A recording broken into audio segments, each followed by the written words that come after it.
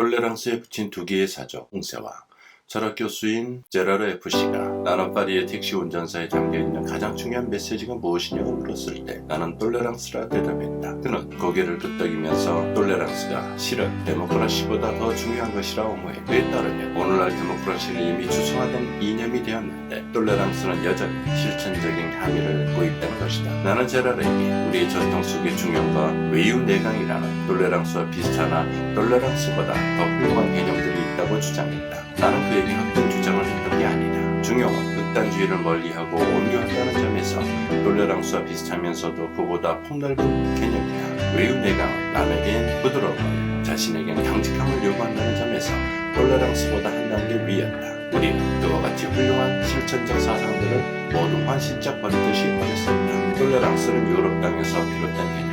16세기 중에 가장 치열하게 전개되었던 신구교간의 갈등은 16세기 말 한국 사세의 낙태 칙령으로 잠깐 수그러드는 듯 하더니 다시 격렬해져 18세기에도 끝나지 않았습니다. 신교도라는 이유 하나 때문에 칼라스라는 사람이 억울하게 살인 누명을 뒤집어 쓰고 죽게 되자 이에 격노한 볼테레가 톨레랑스론이라는 소책자를 썼던 해가 1763년이었다. 우리가 흔히 18세기 프랑스의 계몽 철학이라고 부르는 몽테스키우의 루소, 볼테르는 모두 톨레랑스의 개념을 세우고 발전시켰던 사람들이다. 톨레랑스와 관련하여 세 사람을 굳이 구분한다면 몽테스키우는 이민족에 대한 톨레랑스를 특히 강조했고, 볼테르는 위에서 할 수 있듯이 이교도에 대한 톨레랑스를, 그리고 루소는 정치적인 개념상의 톨레랑스를 특히 강조했습니다. 나는 동족상전을 일으켰고 적대적 분단 상황에 있는 우리에게 톨레랑스는 아주 중요한 개념이 된다고 과거에도 믿었고 지금도 믿고 있고 앞으로도 크게 믿을 것이다. 그렇지만 톨레랑스는 우리 전통 속에 있었던 중용과 외유내강까지 더 볼 수 있다고 생각하지는 않는다. 국내에 톨레랑스 메시지를 보냈던 사람으로서 나는 최근 들어 톨레랑스에 두 개의 사정을 붙이지 않으면 안 된다 생각을 하였다. 하나는 오늘날 한국에서 이른바 사회 지도층이 보이고 있는 모습과 관련된 톨레랑스 사족이고, 또 하나는 극우 세력에 대한 톨레랑스 사족이다. 사족은 원래 필요 없는 것인데 굳이 붙이는 까닭은 톨레랑스에 대한 오해를 피하려는 똑바심 때문이다. 첫 번째 톨레랑스 사족은 톨레랑스의 대상은 남이지 자기 자신이 아니라는 것이다. 자기 자신을 대상으로 하는 톨레랑스, 즉 시쳇말로 자기 자신을 봐주는 톨레랑스는 톨레랑스가 아니라는 얘기다. 오늘날 한국 사회는 외유내강의 전통을 잃어버린 자신을 이래도 괜찮고 저래도 괜찮다라고 한다. 이른바 사회 지도층이 이런 풍조에 앞장서고 있으니 심각한 일이라 하지 않을 수 없다. 오늘날 한국의 사회 지도층 사이에는 대필, 즉 글을 대신 써주기가 이상한 일이 아니라 당연한 일이 되었다. 말인즉슨 대필인데 따지고 보면 남의 글로 자기 이름 광내기이다.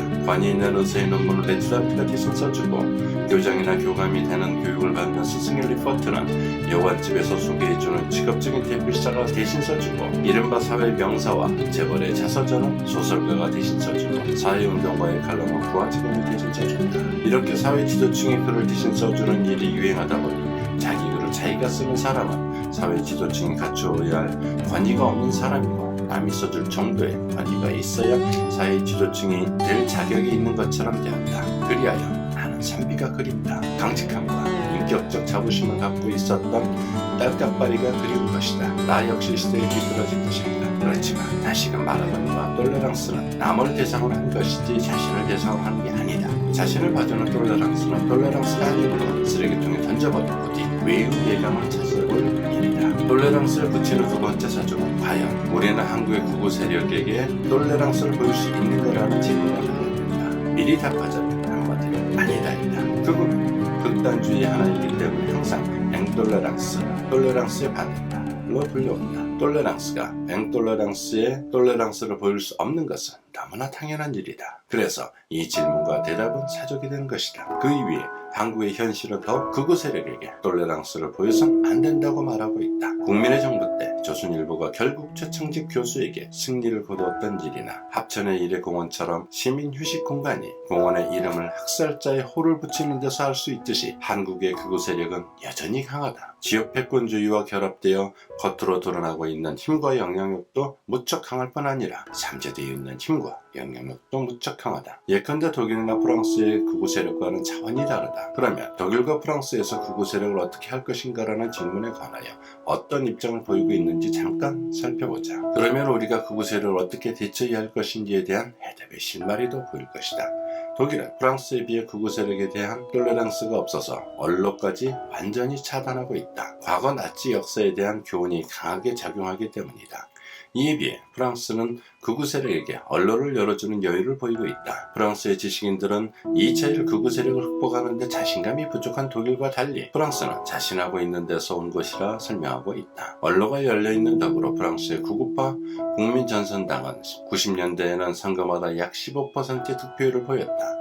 2002년 대통령 선거 1차 투표에서 장-마리 르펜이 18%를 획득하여 17%에 머문 사회당의 저스팽 후보를 밀어내고 결선 투표에 나가는 이변을 일으켰다. 이때 르몽드는 프랑스의 수치라는 제목의 사설을 실었는데 이 사건은 오히려 프랑스 국민들에게 극우파에 대한 경각심을 불러일으키게 하여 그 뒤 국민전선당은 2007년 대선에서 10% 득표로 후퇴했고 총선에서 득표율 4%로 의석을 얻지 못했다. 최근 악화의 길을 걷고 있기는 하지만 그래도 독일에 비하면 프랑스의 극우파는 여전히 기승을 부리는 것처럼 보일 수 있다. 그런데 외국인에 대한 극우파의 테러나 방화 등의 범죄 행위는 독일에서 훨씬 더 심하게 발생하고 있다. 언론가 차단되어 있으므로 그들의 욕구 불만이 폭력으로 나타난 결과이다. 프랑스에서도 극우의 폭력 행위가 아주 없어진 것은 아니지만 독일에 비할 게 못된다. 결국 프랑스는 극우 이념이 폭력 행위로 발전되는 것보다는 차라리 득표율을 주는 쪽을 택한 셈이다.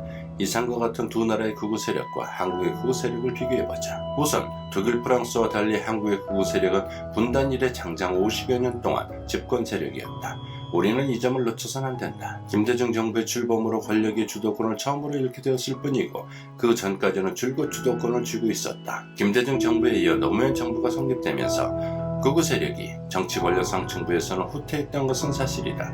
그러나 조선일보 등이 잃어버린 10년이라는 말에서 알 수 있듯이 극우 세력은 이명박 정부의 등장과 함께 다시 전면에 나설 참이다. 김대중 노무현 정부를 좌파로 몰아붙인 점이나 국가보안법을 적극 옹호하는 뉴라이트 세력의 역사를 바라보는 시각은 그들의 극우적 성격을 보여주는 예다. 박정희 전두환의 권위주의 군사정권 시절과 달리 시장 만능주의 아래 부드러운 독재를 폈기 때문에 극우적 성격이 노골적으로 드러나지 않은 것뿐이다. 이 땅의 극우 세력은 언로가 차단되어 있기는커녕 군림하여 있으며 진보 세력의 언로가 차단되어 있다. 진보 정치 세력도 아직 취약하며 노동자들의 파업권도 몹시 제한되어 있다. 이런 상황에서 극우 세력들에 대하여 우리가 톨레랑스 운운할 처지가 아닌 것이다. 이 자리에서 좀 엉뚱하게 들릴 수 있는 얘기를 한 가지 하고자 한다. 스웨덴에는 세계에서 고문 피해를 받은 사람들을 모아 치료해주는 전문 병원이 있다. 병원 측은 고문의 후유증으로 고생하는 여러 나라 사람을 치료하면서 그들에게 공통점이 있다는 놀라운 사실을 발견하였다. 고문을 당한 피약 증세가 발전하여 고문자를 존경까지 하는 심리 증세였다.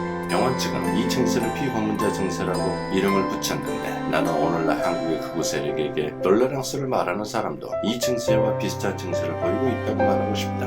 한편 극우 세력 자체가 갖고 있는 이념적 불투명성 때문에 혼돈을 일으키는 경우도 많은 것 같다. 지금까지 한국의 극우 세력은 스스로 극우라 칭하지 않고 보수라 칭했다. 그리고 자유민주주의의 신봉자라고 자처했다. 내가 항상 강조하는 바이지만 극우와 자유민주주의 사이에는 건널 수 없는 강을 흘러야 한다. 그런데 한국의 보수는 제멋대로 해서 극우와 자유민주주의 사이를 마음대로 왔다 갔다 한다. 그러므로 우리는 보수라고 자처하는 사람들을 극우와 자유민주주의자로 구분해야 할 뿐만 아니라 보수 한 사람 한 사람의 행동에서 극우와 자유민주주의를 구분해야 한다. 그래서 자유민주주의에 대해서는 기쁜 마음으로 톨레랑스를 보여주고 극우에 대해서는 강력히 반대해야 하는 것이다. 극우와 광신은 하나의 뿌리에서 자란다. 유신 긴급조치 시대의 암울한 공기를 한 움큼도 숨쉬어보지 않은 젊은이가 박정희 씨를 숭배하는 것으로도 할 수 있다. 이런 사람을 우리는 어떻게 해야 하는 것일까? 볼테르는 이렇게 말하고 있다. 광신주의자들의 열성이 수치스러운 것이라면 지혜를 가진 사람이 열성을 보이지 않는 것 또한 수치스러운 일이다. 신중해야 하지만 소극적이어서는 안 된단 말이다. 이상 청취해 주셔서 감사합니다.